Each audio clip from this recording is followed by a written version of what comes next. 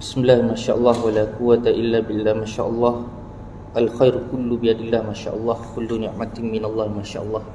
La yasrifu su'a illallah. Allahumma salli ala sayyidina Muhammad al-fatih lima ughliq wal khatim lima sabaq nasrul haqq bil haqq wal hadi ila siratikal mustaqim bihaqqi qadri amtaril azim. Yang memuliakan Tuan Kuasa, surau, seterusnya para jemaah muslimin muslimat yang dirahmati Allah sekalian. Alhamdulillah, puji-puji bagi Allah SWT memberikan kita kesempatan untuk kita sama-sama menunaikan ketaatan kita kepada Allah Ta'ala, ya, dengan sama-sama kita menunaikan salat fardu maghrib berjemaah. Alhamdulillah, ya, dalam masa dan kesempatan yang ada ini kita sama-sama meneruskan kuliah pengajian kita 40 hadis kursi al-ahadith al-qudsiyah al-arba'iniyah, yang disusun oleh Maulana Mulla Ali Al-Qari rahimahullah ta'ala. Dan kita akan sambung pada hadis yang keempat, iaitu mentaati dan menyembah Allah Ta'ala dengan membantu hamba-Nya. An Abi Hurairah radhiyallahu anhu qala Rasulullah sallallahu alaihi wasallam, inna Allah Ta'ala yaqul yawmal qiyamah, ya ibna Adam, maridtu falam ta'udni. Qala ya Rabb, kaifa a'uduka wa anta rabbul alamin. Daripada Abu Hurairah radhiyallahu anhu, semoga Allah Ta'ala redakan, bahawasanya beliau menyatakan Rasulullah SAW bersabda, sesungguhnya Allah akan berfirman pada hari kiamat kelak, wahai anak Adam, aku sakit namun engkau tidak menziarahi aku. Manusia berkata, wahai Allah, bagaimana aku ingin menziarahimu padahal engkau sendiri adalah Tuhan semesta alam. Maka Allah Ta'ala berfirman balik, qala ama alimta anna abdi fulanan marid falam ta'uduhu, ama alimta annaka law uttahu lawajadtani indahu. Ya ibn Adam, istat'amtuka falam tut'imni. Kata Allah Ta'ala, wahai anak Adam, tidakkah kau tahu bahawasanya ada kalangan hamba aku ni sedang sakit, namun engkau sendiri tidak menziarahinya? Tidakkah engkau ketahui bahawasanya kalau kau menziarahinya, nescaya engkau akan mendapati aku berada di sampingnya? Ini perenggan yang pertama. Hadis ni panjang, tuan-tuan. Seterusnya, ya bena Adam, istamta'tuka falam tut'imni. Qala ya Rabb, kaifa ut'imuka wa anta rabbul alamin. Wahai anak Adam, aku meminta makan daripadamu namun engkau tidak memberi aku makan, kata Allah Ta'ala. Lalu manusia pun berkata, bagaimana aku memberimu makanan padahal engkau sendiri Tuhan sekalian alam? Lalu Allah Ta'ala berfirman, ama alimta annahu istat'amaka abdi fulan falam tut'imhu, ama alimta annaka law at'amtahu lawajadta zalika indi. Tidakkah kau tahu bahawasanya ada seseorang di hamba-Ku, kalangan hamba aku, yang meminta makanan kepadamu namun engkau mengabaikan dan tidak memberinya makan? Tidakkah engkau ketahui bahawasanya sekiranya kau memberinya makan, nescaya engkau akan mendapati balasannya di sisi aku? Kemudian perenggan yang akhir, ya bena Adam, istaqaituka falam tasqini. Qala ya Rabb, kaifa asqaika wa anta rabbul alamin. Qala istasqaka abdi fulanun falam tasqihi, ama alimta annaka law saqaitahu lawajadta zalika indi. Rawahu Muslim. Wahai anak Adam, aku meminta minum kepada kamu namun engkau tidak memberi aku minum. Lalu manusia bertanya, bagaimana aku ingin memberi kamu minum padahal engkau sendiri adalah Tuhan sekalian alam? Lalu Allah Ta'ala berfirman, tidakkah engkau mengetahui bahawa kalangan hamba aku, ya, ingin meminta minum kepada kamu namun engkau tidak memberinya? Tidakkah engkau ketahui bahawa sekiranya engkau memberinya minum, nescaya engkau akan mendapat balasannya di sisi aku? Hadis riwayat Muslim. Ya, walaupun perenggan dia panjang, tuan-tuan, ya, kita tengok bagaimana dialog Allah Ta'ala kelak di hari kiamat bersama dengan hamba-hambanya, yang mana dalam hadis ini Allah Ta'ala berfirman, wahai anak Adam, aku sakit, namun engkau tidak menziarahi aku. Okay. Kalau kita tengok bahasa ni, kalau kita faham, takkanlah Allah Ta'ala sakit. Maha suci Allah Ta'ala daripada sebarang nuksan, kelemahan. Sesungguhnya Allah Ta'ala itu maha kaya, maha besar, maha berkuasa. Tidak ada sebarang ni kekurangan. Malah kita pun sentiasa mengucap subhanallah. Subhanallah itu iaitu maha suci Allah. Dalam erti kata kita membesarkan Allah Ta'ala, zikir kita itu, dalam masa sama kita menafikan segala kekurangan yang ada pada Allah Ta'ala. Dan kalau kita mengerti bahasa Allah Ta'ala ini menunjukkan uslub ta'arif. Uslub ta'arif iaitu menunjukkan gaya bahasa, bukannya Allah Ta'ala sakit, tetapi kalangan hambanya yang sakit. Dan hambanya itu, siapa yang memberi sakit? Allah Ta'ala yang memberi sakit. Siapa yang bagi sihat? Allah Ta'ala yang memberi sihat. Kemudian Allah Ta'ala bertanya, bagaimana hambanya bertanya, bagaimana aku ingin menziarahimu? Maka Allah Ta'ala kata, bukankah kalangan hamba aku ni ada yang sakit, tapi engkau tidak menziarahi? Menunjukkan apa tuan-tuan? Dalam hadis ni mengandungi orang yang sakit sebenarnya memberi rahmat pada kita. Bukan memberi kesusahan pada kita. Walaupun dari sudut dasar zahirnya kita nampak orang tu susah, kan? Mak ayah sakit, kan? Ibu bapa sakit, anak sakit, kan? Kita rasa susahnya, kan? Kita tengok orang yang sakit tu mengalami kesusahan dan kita minta supaya sakit ini segera sembuh, kan? Dan bila mana kita berada di sisi orang yang sakit, kadang-kadang kita ziarah ke hospital, klinik, rumah sakit sebagainya, maka kita ambillah itu satu kesempatan untuk kita mendoakan. Syafaqallah. Kadang-kadang ada orang sakit kanser, kita datang pada dia, datang pula penuh dengan adab. Bukan kita tanya berapa lama lagi meninggal, kan? Berapa lama lagi hidup ni, kan? Tapi kita kena adabnya, kita kena tanya, kita kena tanya dengan penuh adab, menjaga hatinya, kita doakan kesihatannya, kita menyampaikan kabar gembira, kan? Syafaqallah, kan? As'allah Rabbal Azim an yashfiak, kan? Bila mana seseorang hamba yang bersakit, maka kita disunatkan mendoakannya, kan? Iaitu dengan doa as'allah Rabbal Azim an yashfiak, kan? Aku meminta kepada Allah Ta'ala yang Maha Agung supaya segera menyembuhkan, syifaan ajilan, iaitu dengan sembuh yang segera, tidak tertangguh. Maka sejuklah hati orang yang sakit. Bukan kita datang bawa doktor, doktor berapa lama lagi dia hidup, kan? Lepas tu kena pula doktor kata dalam 2 bulan lagi dia hidup. Lepas tu kita cerita kat dia, tadi bawa dengan doktor 2 bulan lagi yang kau nak meninggal dah. Lagi menyusahkan, kan? Lagilah khabar itu menyakitkan dia. Dahlah dia dalam keadaan dia sakit zahirnya, tapi kita menambah sakit hatinya, kan? Sudah balik, lebih baik kau balik, tak payah nak ziarah aku.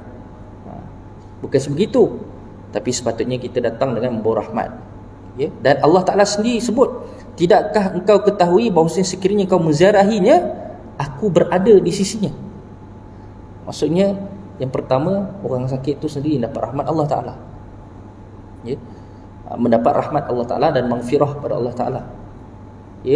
Bahkan sebahagian riwayat, walaupun riwayat itu dhaif, menyatakan sesiapa yang menziarahi penyakit, sesiapa menziarahi pesakit, apa-apa juga sakit, maka Allah Ta'ala utuskan malaikat rahmat bersamanya, malaikat rahmat yang mendoakannya. Masya Allah. Makna kata setiap yang ada tu, setiap yang Allah Ta'ala jadi tu bukan untuk kita biarkan dia dalam keseorangan.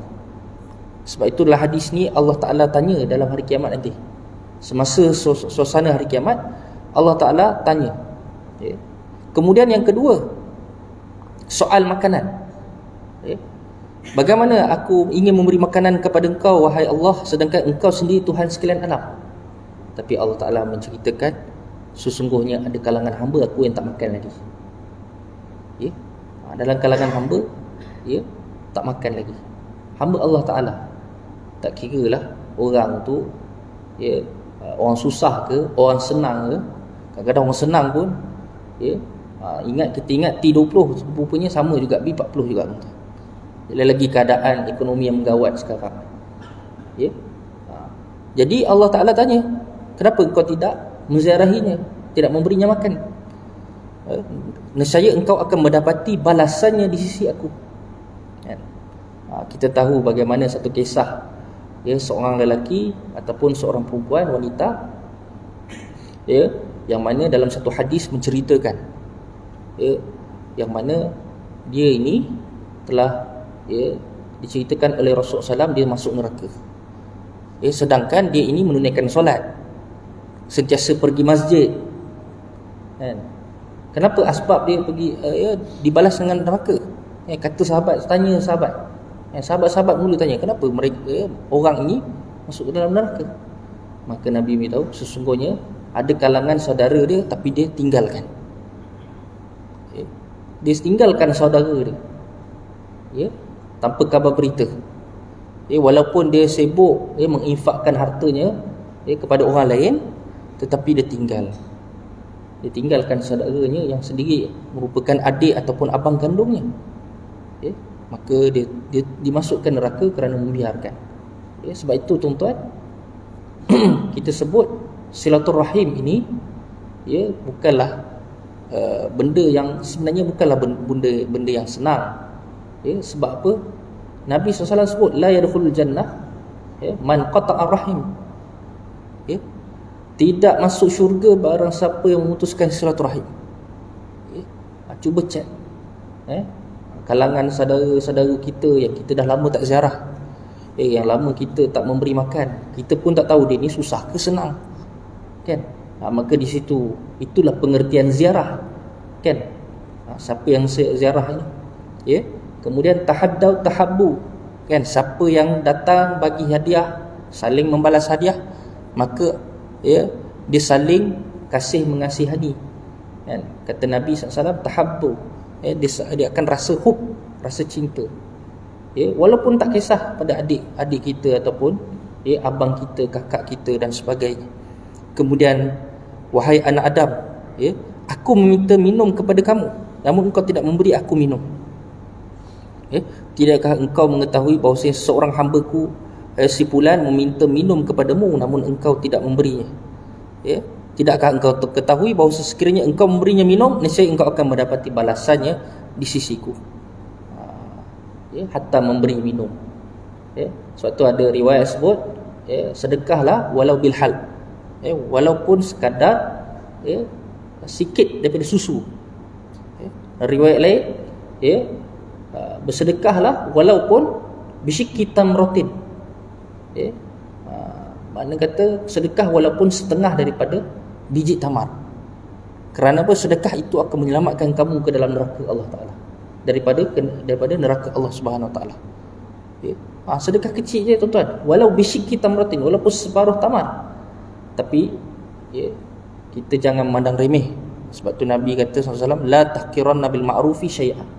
Jangan kita pandang remeh dan lekeh kepada satu kebaikan walaupun kecil, walaupun sekadar kita hanya senyum kepada kawan kita,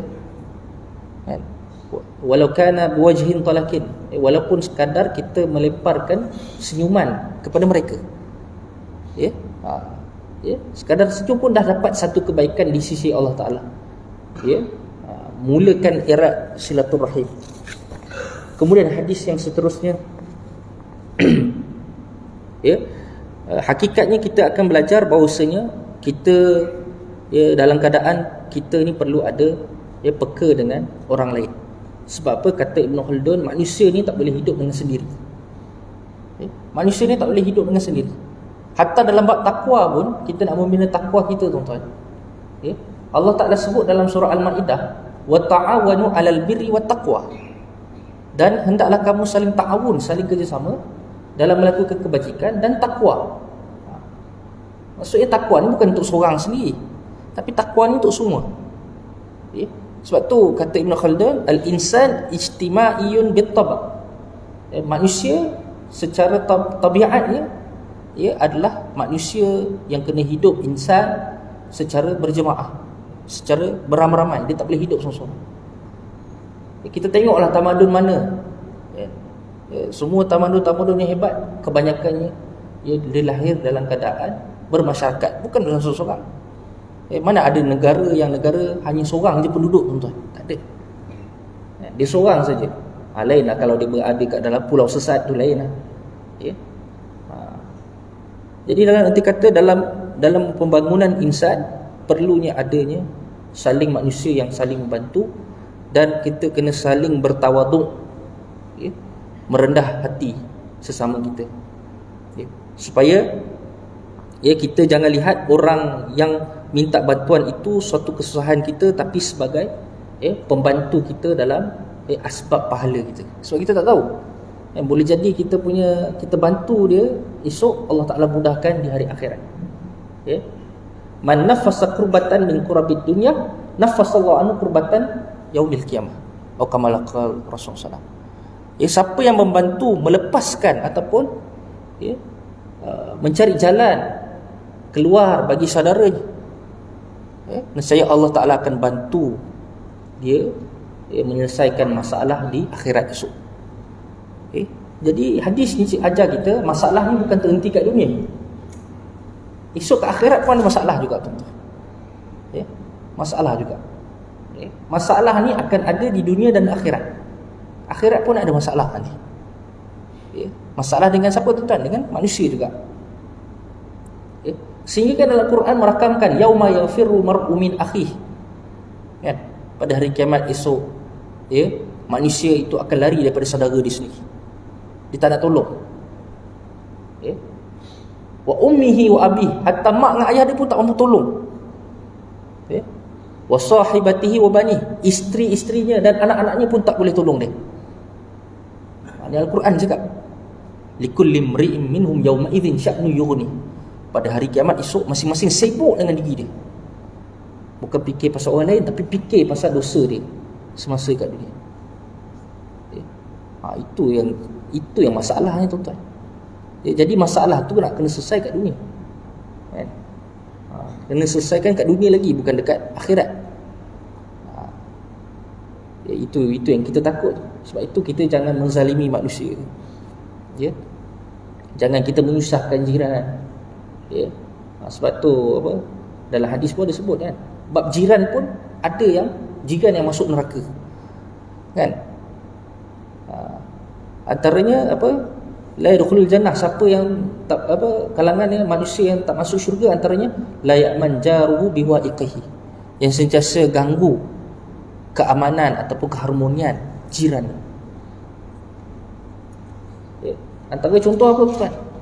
Main selamba parking depan rumah, kan? Itu pun antara contoh juga, kan? Tak tahu kita nak keluar, depan rumah kita dia pergi parking depan. Itu pun antara asbab yang boleh mengganggu jiran. Itu yang kita takut, tuan. Sekarang ni macam-macam, kan, maki jiran apa sebagainya. Sebab dalam asbab jiran pun hadis tentang soal kejiranan pun Nabi tekankan, kan. Jangan seorang itu masak, kan, tapi sedangkan di belakang rumah ni masih ada jiran yang masih kelaparan. Dia tidak tahu bahawasanya belakang rumah dia dalam keadaan jiran itu masih kelaparan. Maka itu pentingnya, tuan-tuan, ziarah, kan, ada rukun, rukun tetangga sebagainya. Mudah untuk kita berorganisasi sesama masyarakat. Masjid sebagainya ada koryah dia, surau ada koryah dia. Itu kita peranan, kan. Kita main peranan, setiap orang main peranan. Dan benarlah kata Ibn Khaldun, al-insan ijtima'iyun, manusia itu sifatnya sentiasa perlu pada masyarakat, tak boleh hidup seorang-seorang.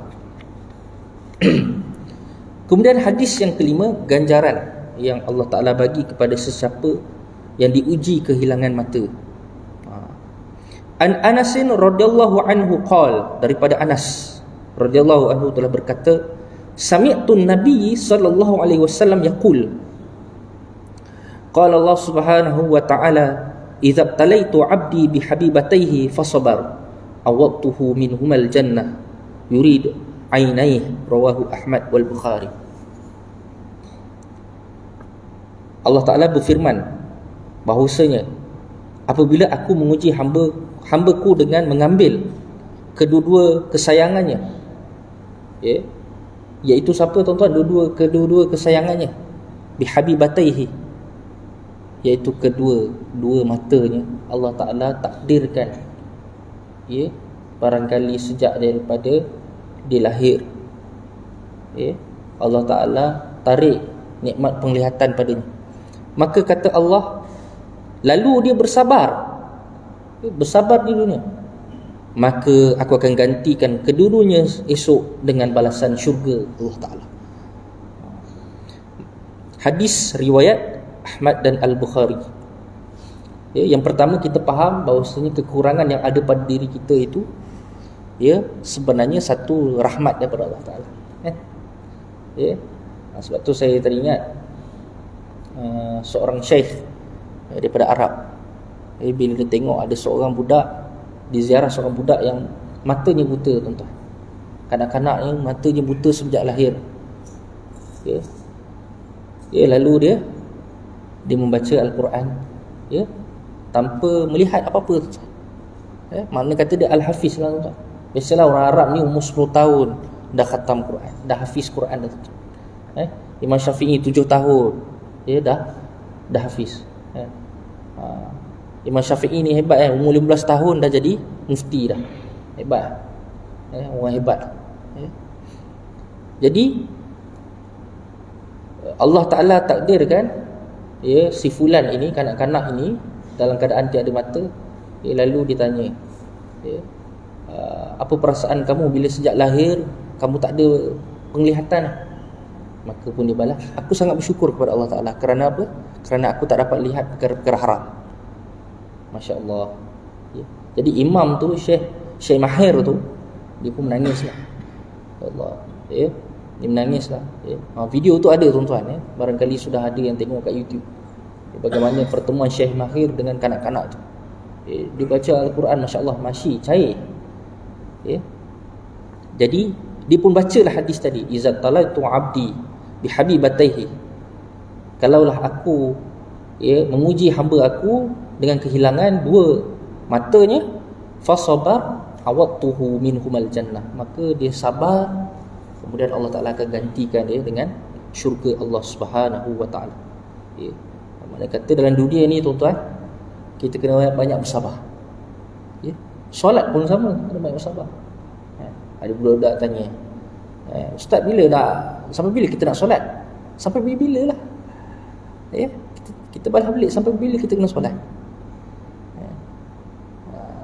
Kalau hidup kita, rezeki kita ada 60 tahun, 60 tahun tu lah kita solat, ya. Tolaklah kita balik tu, tuan-tuan.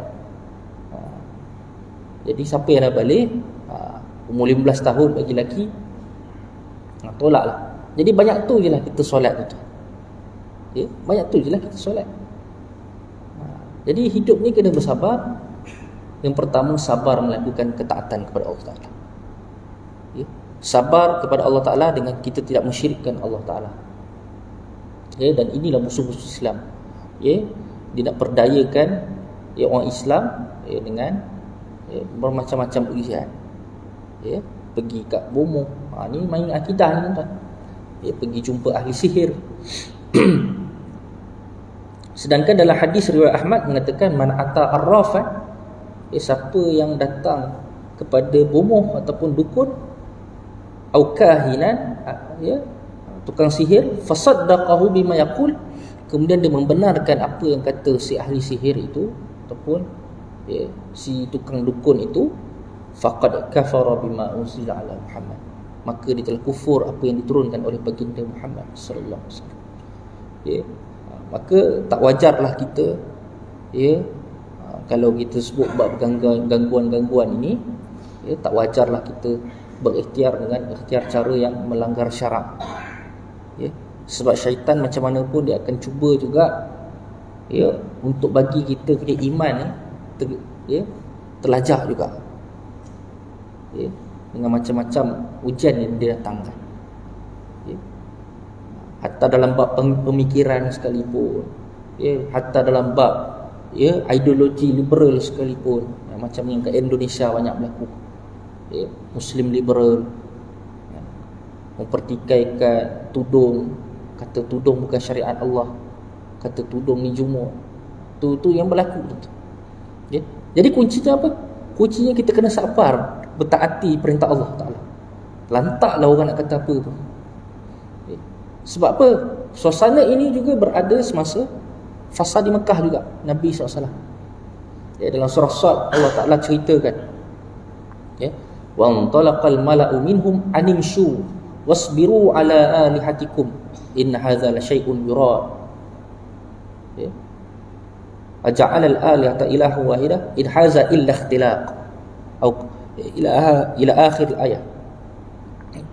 Dalam surah Sad, tak kala golongan pembesar-pembesar Quraisy ni, wa antalaqal mala'a minhum animshu wasbiru ala alihatikum.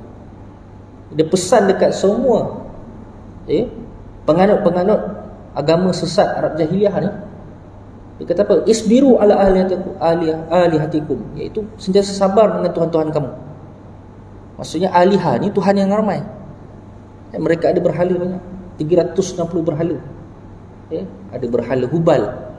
Dalam Quran sebut berhala Manat, Al-Lata wal Uzza, kan? Kemudian ada berhala Nailah. Macam berhala dua nama kan. Berhala-berhala lebih kurang 360 berhala kat Mekah itu, yang sebelum baginda Nabi SAW pecahkan bersama dengan sahabat-sahabat.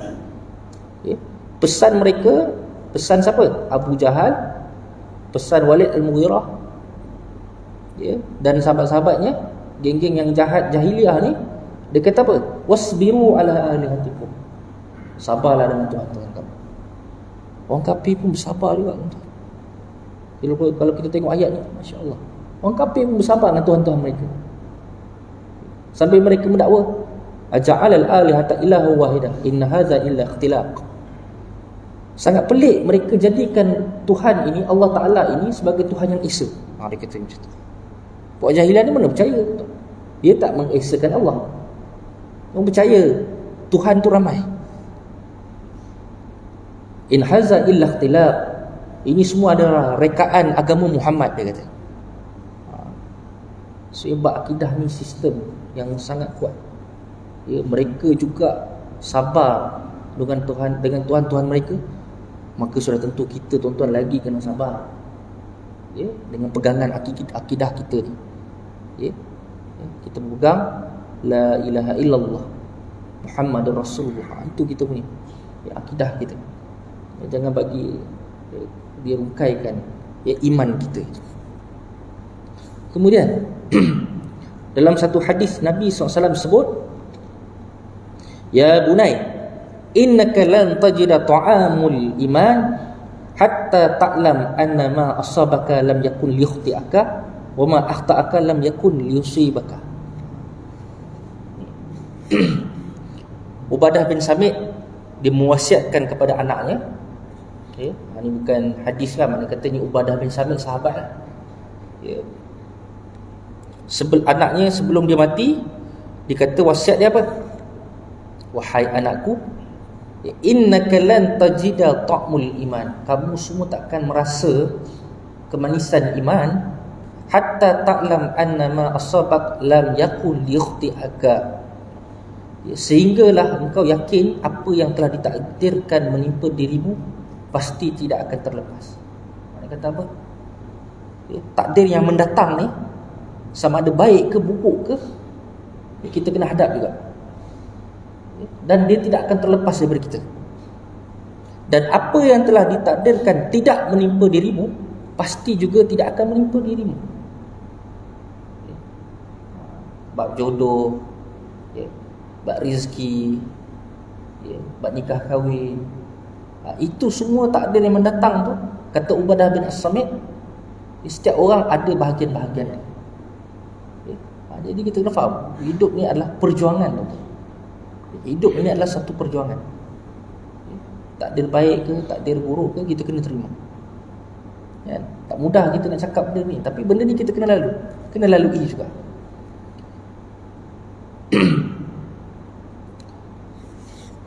Ajaban li amri mu'min inna amrahu kulluhu khair. Kerana apa? Nabi SAW pernah sebut betapa hebatnya mukmin ni. Ya, semua yang berlaku pada diri dia semua buat benda baik. Ya. Walaysa zalika li ahad illa lil mu'min in asaba sarra syakar.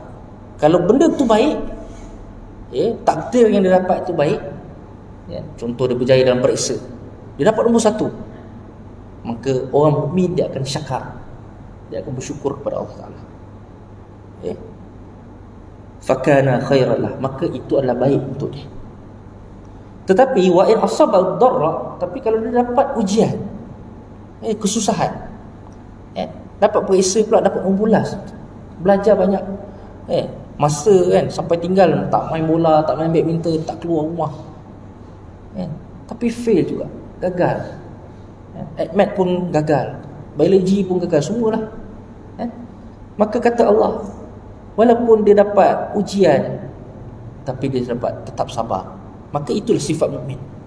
Kulluhu dzalika khairan lah, maka semua itu adalah baik untuk dia. Ya, maka kita tahu, ni semua ni Allah Ta'ala nak test kita. Sebab darjat iman kita yazid wa yanqus, semakin meningkat ataupun semakin rendah. Ya, darjat iman para nabi sentiasa meningkat, sentiasa level dia meningkat, bukan sentiasa menurun, sentiasa meningkat. Malaikat iman dia tetap, kan? Sampai ke Allah Ta'ala rakamkan dalam Quran, la ya'sunallah, dia orang ni tak dahagakan pada Allah Ta'ala, wa yaf'aluna ma yu'marun, dan mereka buat apa yang diperintahkan. Kan? Semasa Isra Mi'raj, kan, ada malaikat yang sujud saja, Nabi tengok. Ada malaikat rukuk, malaikat tu rukuk saja. Ada malaikat yang ditugaskan untuk tawaf saja. Iman dia tetap. Namun bagi manusia biasa, tuan-tuan, macam kita ni, tuan-tuan, iman dia ada naik, ada turun. Ni kita kena sedar. Jadi proses dia adalah banyak. Proses dia banyak. Ya, bukan setakat kita membaca Al-Quran saja, tapi dia kena ubat dengan hati kita dengan perkara-perkara lain. Antaranya adalah apa, tuan-tuan? Ini kita bersama dengan majlis ilmu, dekatkan diri Allah Ta'ala, suhbatul khair, dan kita bersahabat dengan orang-orang yang baik. Ini antara penyebab kita nak istiqamah dengan agama Islam. Ya, kita update, update ada majlis ilmu kat mana pula, kita ikut, kita follow. Ada daurah sini pula, ada haflah Quran pula, kita ikut. Kita ada grup WhatsApp, ni selang berapa bulan lagi, tuan-tuan, nak Ramadan, pakat-pakat dah nak tadarus, pakat-pakat nak sama-sama round, kita nak pergi tarawih kat mana pula, dah pilih dah masjid mana, nak berbuka kat mana. Jadi itu antara faktor juga untuk kita punya iman kita ini sentiasa terjaga, terpelihara daripada perkara-perkara yang kita tak inginkan berlaku. Sebab apa, tuan-tuan? Hatta Nabi Yaqub sendiri pun dinasihatkan anak dia, tuan-tuan. Ni Nabi, tuan-tuan, bapa Nabi. Bapa Nabi belum tentu anaknya masuk syurga, tuan-tuan. Betul tak? Kita tahu kisah Nabi Lut, isterinya pun masuk neraka. Nabi Nuh, isteri dengan anak-anaknya pun tak mau ikut agamanya. Ya. Kalau kita tengoklah kisah ni, biasalah kita dengar. Tak, tuan-tuan, dia sebenarnya kisah ni luar biasa. Nabi Yaqub, Allah Ta'ala sebut dalam Quran, surah Al-Baqarah, wa wassa biha Ibrahim ya bani wa Yaqub ya bunayya inna Allah astafa lakumuddin. Am kuntum syuhada iz hadara Yaqub al-maut iz qala li banihi ma ta'buduna min ba'di. Apa kata Allah Ta'ala? Ingatlah ketika saat Nabi Yaqub ni nak wafat.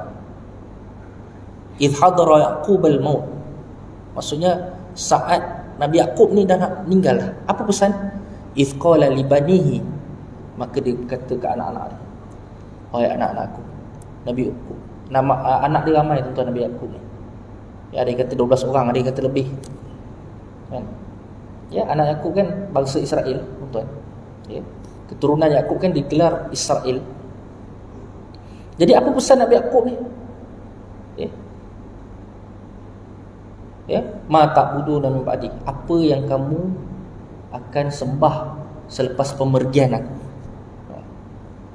Maka mereka pun pakat menjawab, qalu na'budu ilahaka, kami akan sembah Tuhan engkau, wa ilaha abaika, dan Tuhan nenek moyang kami semua, iaitu Nabi Ibrahim, Ishak, ilaha wahidah, Tuhan yang esa, wa nahnu muslimun, dan kami semua Islam. Dan erti kata sekarang tuan-tuan, ya, kita boleh contohkan pada semasa sekarang, ya, andai kita ada anak zuriat, kita nasihatkan mereka ni untuk sentiasa jaga agama, ya, pasakkan akidah mereka dengan ahli sunnah wal jamaah, bukan dengan akidah syiah, bukan akidah yang macam-macam, ajaran-ajaran pelik yang sekarang ni macam-macam tuan-tuan, ya. Jadi itu pentingnya. Hatta Nabi Yaqub, dia Nabi tuan-tuan, bukan kerja doktor, kerja jurutera, syarikat company ke apa, tak. Tapi dia sendiri seolah-olah takut. Bagaimanakah jaminan anaknya? Apa yang kau akan sembah selepas tak ada aku ni? Aku ni Nabi, selepas aku tak ada. Sekarang ni tak apalah, beriman lagi, ya. Menunjukkan apa tuan-tuan? Iman ni benda yang mahal, tuan-tuan, ya. Dalam hadis lain Nabi SAW kata apa? Inna Allah yu'ti al-mal, ataupun Allah Ta'ala boleh bagi harta dan dunia lima yuhib wa man la yuhib. Allah Ta'ala boleh bagi harta dan dunia ni pada orang yang Allah Ta'ala suka ataupun Allah Ta'ala tak suka. Kafir, Allah Ta'ala tak suka tapi bagi, boleh je bagi harta kaya, tuan-tuan. Tetapi walakin al-iman, tetapi iman liman la yuhib, liman yuhib. Allah Ta'ala bagi iman bagi orang yang dia suka, ya, Allah Ta'ala yang bagi iman, tuan-tuan. Yang ni kita nak jaga ni, iman kita, ya. Itu hikmah ada kita doa hari-hari setiap rakaat, ihdinas siratal mustaqim, ya. Ihdinas as-siratal mustaqim, iaitu jalan yang lurus, ya. Dalam kata istiqamah jalan agama, ya, kerana hidayah ni ada banyak. Kita minta ihdina tu maksudnya, ya Allah aku minta hidayah. Memanglah sekarang ni kita Islam, tuan-tuan, tapi akan datang kita tak tahu ujian macam mana, kan? Ihdinas siratal mustaqim, ya. Kita masih lagi doa, walaupun kita dah Islam, tuan-tuan, kita masih lagi dalam Al-Fatihah kita berdoa. Sebab tu orang kata surah Al-Fatihah ni surah nak bermanja dengan Tuhan. Sebab apa? Kita tak tahu masa depan kita macam mana, masa depan agama kita ni macam mana pula. Itu kita tak tahu, ya. Itu yang kita sebenarnya patut dia takut, ya. Takut, ya, musibah yang ada pada fi dinina, ya. Ya Allah, kau selamatkanlah kami daripada musibah, agama. Yang ni kita kena jaga-jaga. Kemudian ma min muslim yusibuhu adhan min marid fama siwahu illa hatta sayi'atuhu kama tahuttu syajarah warakaha. Tidaklah seorang muslim tertimpa satu penyakit dan sejenisnya, melainkan Allah Ta'ala akan gugurkan bersamanya dosa-dosa, walaupun sakitnya kecil seperti tercucuk daun ataupun tercucuk, ya, kayu yang tajam, ya, hatta syaukah yushakiha, ya, sehingga duri-duri yang mencucuk pada kakinya atau tangan dia, itu pun Allah Ta'ala bagi, tuan-tuan. Allah Ta'ala bagi apa? Allah Ta'ala bagi keampunan kat kita. Jadi sebab tu jangan mengalah, jangan kita rasa ini musibah ni kita marah. Sebab tu kita kena datang sabar. Alhamdulillah, Allah Ta'ala bagi ujian, ya. Hatta syauka yushakiha, sampai duri tercucuk pun Allah Ta'ala maafkan kita, Allah Ta'ala bagi rahmat kepada kita, maghfirah kepada kita, ya. Dan kita kena ingat, ya, bahawasanya kita ni bukan Nabi, kita tak istiqamah macam tadi kita sebut. Iman Nabi sentiasa naik, ya. Asyaddul anbiya, kan? Asyaddun nas bala'at al-anbiya. Yang paling level paling susah sekali ujian adalah para nabi, kan? Kita kata kita masalah keluarga, Nabi pun ada masalah keluarga, teman. Kita kata kita ada masalah harta, Nabi pun pernah menghadapi masalah harta, kan? Masalah dipulaukan oleh musyrikin, sampai diboikot, ya, bisnes mereka.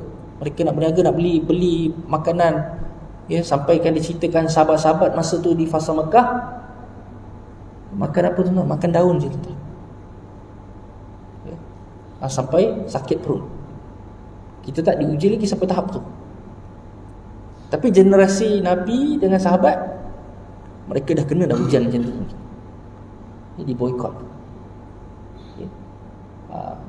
Jadi kata Nabi SAW, yubtalar rajul ala hasbi dinih, sesungguhnya manusia itu akan diuji mengikut kadar kekuatan iman dia. Iman dia kuat, maka dia akan diuji. Nabi iman dia kuat, diuji dengan keluarga, kan? Nabi Nuh, kan? Nabi Nuh antara Nabi yang digelar ulul azmi, kan? Ulul azmi, yang kuat keazaman dia, kesabaran dia, kan? Antara 5 Rasul yang digelar ulul azmi. Apa ujian Nabi Nuh? Ujian keluarga. Isteri dia khianat dia, anak-anak dia tak nak ikut dia, sedangkan tu zuriat dia. Sampai Allah Ta'ala turunkan, innahu laysa min ahli, sesungguhnya mereka itu bukan keluarga kau. Allah Ta'ala bagi tegas. Ayat Quran ni tegas, tak ada sorok-sorok. Sesungguhnya mereka tu bukan keluarga kau. Innahu laysa min ahlik. Nabi pun ujian keluarga berat.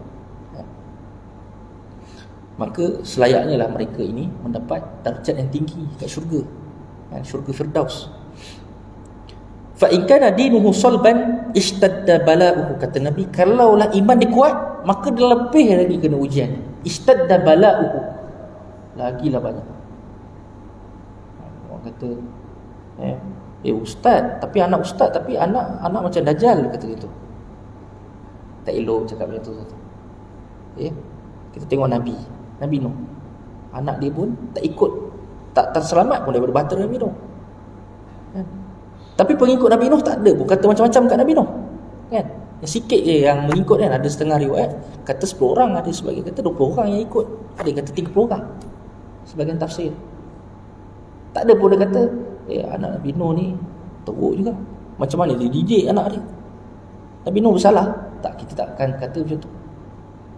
Soal iman tadi kita sebut, al-iman Allah Ta'ala yang bagi, yang disuka.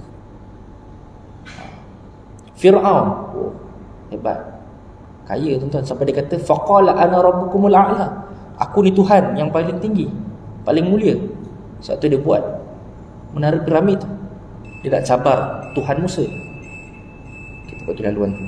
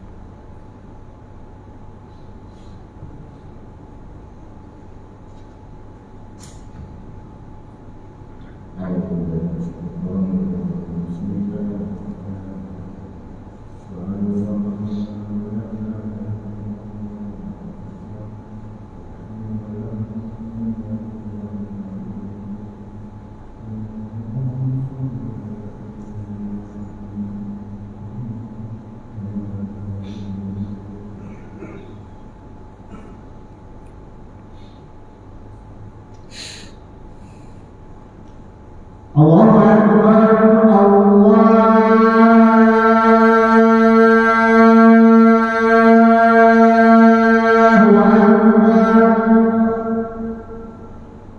Allahu Akbar,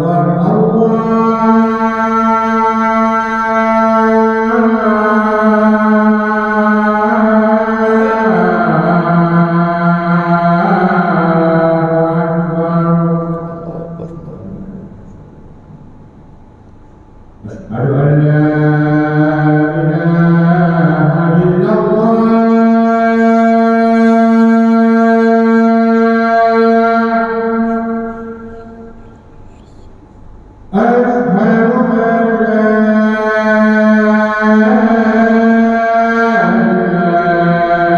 asyhadu an la ilaha illallah.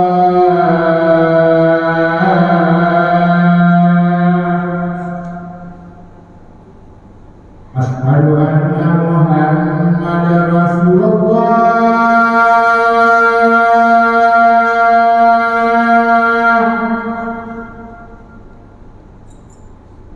أشهد أن محمدا رسول الله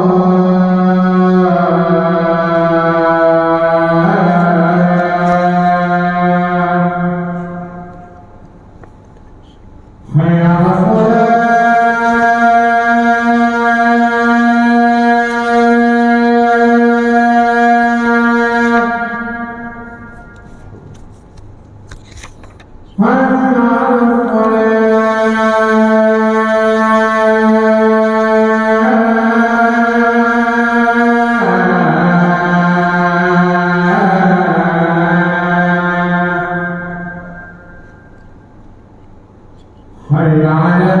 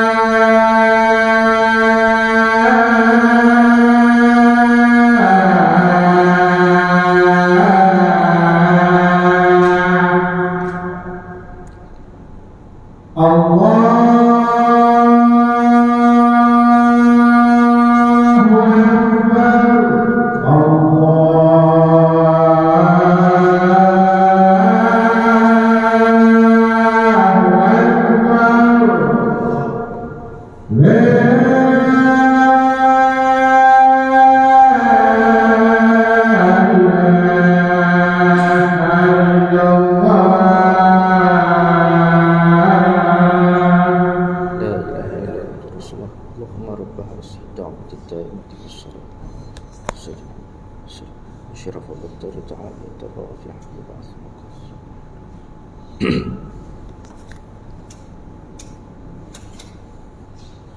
Dan kita lihat tuan-tuan bagaimana kisah Fir'aun dan keluarganya. Walaupun Fir'aun itu kita tahu kesudahannya bagaimana di sisi Allah Subhanahu wa taala, tapi kita lihat bagaimana isterinya Asiyah yang tetap beriman teguh kepada Allah Subhanahu wa taala. Ya. Jadi benarlah bahawasanya Allah Taala sebut dalam surah Al-Qasas, innaka la tahdi man ahbabta. Wahai Muhammad, bukan kau yang boleh bagi suka hati hidayah iman ini kepada siapa yang kau sukai. Walakin Allah yahdi man yasha. Tapi sebenarnya yang betul-betul bagi hidayah agama ini, iman ini, hanyalah Allah Ta'ala. Kita ni hanya jadi asbab je. Selebihnya manusia nak terima, ya, diberi rezeki oleh Allah Ta'ala untuk memahami agamanya, maka Alhamdulillah dia beriman. Tapi sebahagian orang walaupun dia diberi kefahaman, tapi dia belum lagi datang tiba saatnya untuk beriman kepada Allah Ta'ala.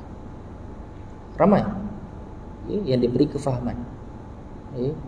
Kalau kita tengok golongan orientalis, yang sebahagiannya, ya, ramai juga kalangan mereka itu, ya, dia faham agama, ya, ada yang mengaji, dihantar mengaji di Al-Azhar, ya, sehinggalah, ya, dalam catatan diarinya atau Ignaz Bolziger, ya, seorang Yahudi Jerman yang misinya adalah untuk melaksanakan misi sebagai seorang orientalis, sehingga kan dalam catatan diarinya, ya, mengatakan, sepanjang aku mengkaji tentang ilmu Al-Quran, aku merasakan bahawasanya aku ni telah Islam.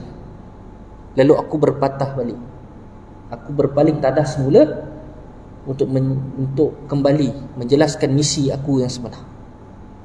Nampak? Walaupun mereka ini diberi kefahaman, belum tentu lagi diberikan hidayah untuk beriman kepada Allah Ta'ala. Belum lagi, ya. Jadi itu pentingnya, ya, soal hidayah ni, yang mana ulama' dah bagikan 4, ya. Antaranya hidayatul hawas, iaitu hidayah panca indera, kan? Baby kalau dia lapar, dia akan menangis. Kita tak cakap dengan kat baby kalau lapar menangis, ya? Tak, dia sendiri menangis, kita tahu dia lapar, ya. Dia tahu, kita tahu dia yang tak selesa, ya. Begitu juga hidayah al-gharizah, ya, iaitu yang ada pada tumbuh-tumbuhan, ya. yang mana menjalar, ya, subur, itu semua hidayah juga, ya. Tapi hidayah lain lah, hidayah al-gharizah namanya, ya. Dengan izin Allah Ta'ala dia boleh subur, tumbuhnya durian, ya. Kita pun tak ada pun kita cakap durian esok kau berbuah tak, ya. Tapi adanya asbab-asbab yang lain. Kemudian hidayah akal. Hidayah akal ni, kefahaman ini ada juga pada iblis.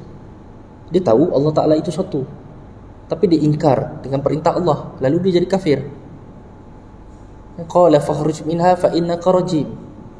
Keluar kau daripada syurga, sesungguhnya kau ini rajim, salim, ya, tak ikut perintah aku, sujud kepada Adam tapi tak nak, ya. Dia faham tak agama? Sudah tentu iblis ini faham hadis, faham Quran, tuan-tuan, ya. Tapi tak diberi hidayah yang dinamai yang hidayah yang keempat, iaitu hidayah ad-din. Kita selalu sebut ihdinas siratal mustaqim, itulah kita minta, iaitu hidayah dapat istiqamah dalam iman dan agama. Jadi tuan-tuan, itu sekadar perakhiran. Mudah-mudahan kita akan dapat teruskan, ya, pengajian kita yang akan datang pada hadis yang seterusnya, insya-Allah. Jadi saya setakat itu saja. Aqulu qauli hadza wa astaghfirullahal azim li wa lakum. Wassalamualaikum warahmatullahi wabarakatuh.